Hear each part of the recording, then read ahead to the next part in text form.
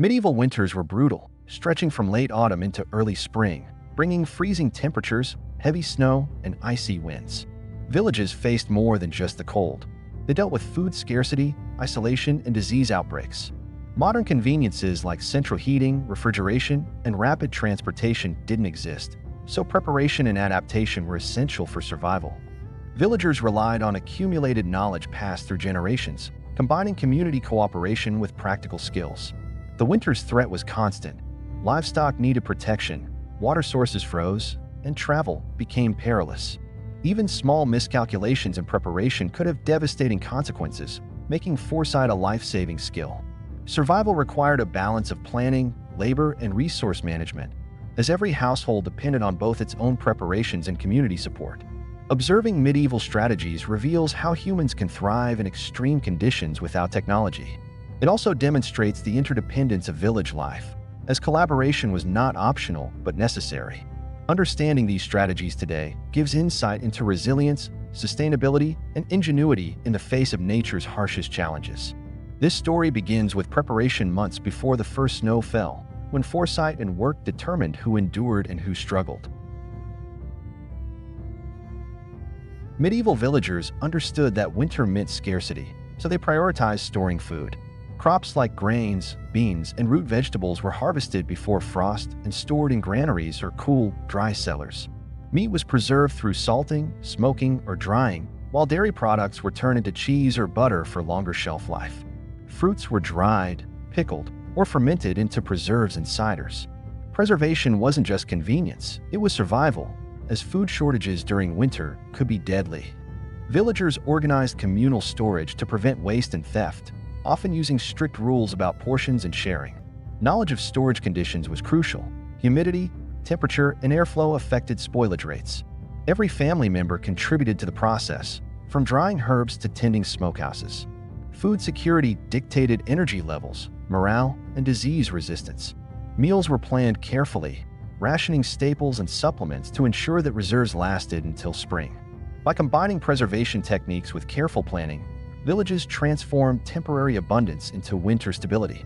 These methods illustrate how medieval people turned necessity into expertise, maintaining health and survival in conditions that modern societies often struggle to imagine. Shelter was the cornerstone of winter survival. Medieval homes, often constructed from timber, wattle, and daub, had thick walls and small windows to retain heat. Thatched or straw roofs provided insulation, while smoke from central hearths warmed rooms and kept pests at bay. Floors were often layered with straw to reduce heat loss. Villagers added mud plaster or clay coatings to walls to enhance insulation against icy winds. Hearth placement was strategic, central in the home to distribute heat evenly. It doubled as a cooking area and social hub. Chimneys were rare early on, so smoke would filter through roof gaps, inadvertently contributing to warmth and insect control. Families often slept close together, using furs and blankets to conserve body heat. Villagers also shared communal barns for livestock, whose body heat contributed warmth to nearby living areas. Properly insulated homes allowed minimal energy expenditure while maintaining comfort and safety. Winter housing wasn't luxury. It was a calculated design blending materials, human ingenuity, and environmental knowledge. These adaptations highlight medieval resourcefulness and the importance of understanding natural elements for maintaining life through the coldest months. Fire was both a lifeline and a social anchor. Villagers maintained hearths continuously during winter, often using wood collected during summer or from managed forests.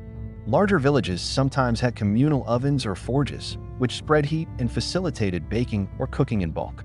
Fire management required careful planning. Wet would produce smoke, while dry would burn quickly. Smoke control was primitive, so ventilation and positioning were essential to prevent suffocation. Hearths served multiple functions: warmth, cooking, lighting, and even minor metalworking repairs. Fire also allowed boiling water, critical for hygiene and preventing disease. Villagers learned to preserve embers overnight by covering them with ash or insulating with stones to restart fires quickly. Heat conservation extended beyond homes. Barns, workshops, and storage areas relied on fire to prevent freezing, especially for livestock or stored food.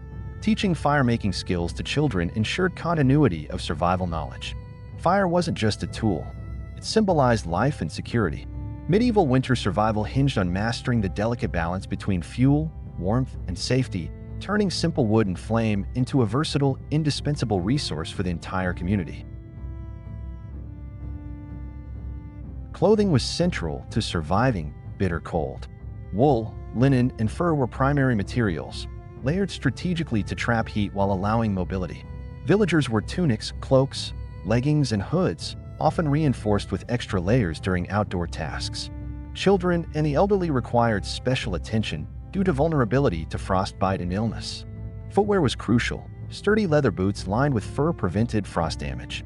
Gloves and mittens insulated hands while enabling labor, and hats or hoods protected ears and heads. Clothing was maintained meticulously. Patches extended life and prevented exposure. Color and quality often signified wealth, but function always outweighed fashion during winter survival. Villagers adjusted clothing for activity level. Working near hearths required lighter layers than gathering firewood outside. Materials were often treated with oils or fats to repel moisture. Personal warmth reduced susceptibility to respiratory illnesses and maintained energy for work. Knowledge of layering, insulation, and movement allowed medieval people to survive months of cold, demonstrating an intimate understanding of thermodynamics long before scientific explanations existed. Livestock were essential for food, labor, and heat. Villagers constructed shelters for animals, often adjacent to homes, to protect them from frost and predators. Hay, straw, and fodder were stockpiled months in advance. Farmers rotated feeding to maintain livestock health and prevent disease. Animals like cows, sheep, goats, and chickens provided milk, meat, eggs, and were critical resources when crops were dormant. Keeping animals alive through harsh winters required knowledge of anatomy, seasonal feeding, and disease prevention. Some villages built communal barns to optimize resources. Livestock body heat helped warm shelters, illustrating a subtle understanding of environmental thermodynamics. Every surviving animal could mean the difference between sustenance and starvation. Milk was often converted into cheese or butter for long-term storage. Manure supported fuel and soil enrichment. Medieval winter planning didn't treat animals as disposable. Their survival was interlinked with human survival. Effective livestock management ensured food, warmth, and labor continuity, allowing villages to endure months when the outside world was frozen and unforgiving. Rationing was a communal necessity. Villages distributed stored food based on household size, need, and contribution. Panic hoarding wasn't feasible. Disciplined planning ensured survival for all. Elders, children, and infirm often received priority, reflecting social cohesion. Collective kitchens and shared resources enhanced efficiency. Villagers monitored consumption carefully, adjusting portions as winter progressed. Excessive indulgence early on risked starvation later. Community cooperation extended beyond food.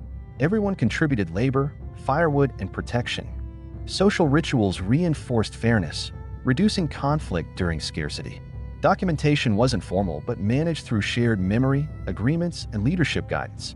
This system minimized waste and encouraged collaboration, which directly impacted morale. Villages that failed to enforce rationing often suffer hunger, disease, and social unrest. Strategic sharing and resource discipline transformed scarcity into stability. Medieval communities survived because they balanced individual needs with collective responsibility. While modern life emphasizes personal accumulation, medieval winter survival demanded interdependence, discipline, and empathy. Food wasn't just nutrition, it was social glue and a determinant of who endured the cold months alive. Not all labor stopped in winter. Villagers organized tasks according to urgency and temperature. Firewood gathering, livestock care, snow removal, and basic repairs continued despite harsh conditions. Tasks were scheduled to avoid frostbite and exhaustion, often performed during daylight hours to maximize warmth and visibility. Specialized roles emerged. Some villagers focused on indoor tasks like mending clothes, processing preserved foods, or tending hearths, while others worked outdoors. Labor efficiency determined survival. Poor organization led to wasted energy and vulnerability. Villagers adapted their daily routines to conserve heat and prevent injury. Youths and elders assisted indirectly, contributing through minor indoor tasks. Winter labor required creativity, physical endurance and coordination. Task prioritization prevented crises from escalating. Broken roofs, frozen water, or insufficient fodder could turn deadly without timely intervention. Medieval winter planning wasn't merely about work. It was a carefully orchestrated survival strategy, blending knowledge, discipline, and teamwork to endure months when every day demanded both caution and energy. Winter was disease season. Cold, damp conditions, combined with poor ventilation, overcrowding, and malnutrition, spread illness rapidly. Villagers relied on basic hygiene, herbal remedies, and isolation of the sick to prevent outbreaks. Herbs like yarrow, sage, and garlic were used for fevers, respiratory issues, and digestive problems. Smoke from hearths helped reduce parasites and maintain air circulation. Maintaining body warmth and nutrition was equally preventive, as weak individuals were more susceptible to infection. Knowledge of symptoms and early treatment often determined survival. Midwives and healers were integral to community health. Communal practices like shared kitchens and barns required careful monitoring to prevent disease transmission. Medieval winter survival depended on balancing warmth, sanitation, and care. Failure meant cascading illness that could cripple households. These practices highlight an intricate understanding of epidemiology and wellness long before scientific frameworks existed. Survival wasn't accidental. It was deliberate, using observation, experience, and traditional wisdom to protect life in unforgiving conditions. Finally, survival wasn't only physical, it was mental. The long, dark winters tested morale, requiring rituals, storytelling, singing, and games to sustain spirits. Shared work, communal meals, and celebrations reinforced social bonds. Villagers cultivated patience and resilience, understanding that fear and despair could be as deadly as the cold. Mental endurance influenced energy, decision-making, and cooperation. Seasonal festivals, simple music, and folklore maintained cultural continuity. Children learned practical skills while staying engaged. Mutual support alleviated stress, preventing breakdowns from isolation or monotony. Psychological resilience turned survival from mere endurance into a lived, cohesive experience. Villages that nurtured mind and body together thrived, while those that neglected community spirits suffered. Medieval winter survival was holistic, combining resources, labor, shelter, and health with emotional fortitude. It serves as a timeless lesson.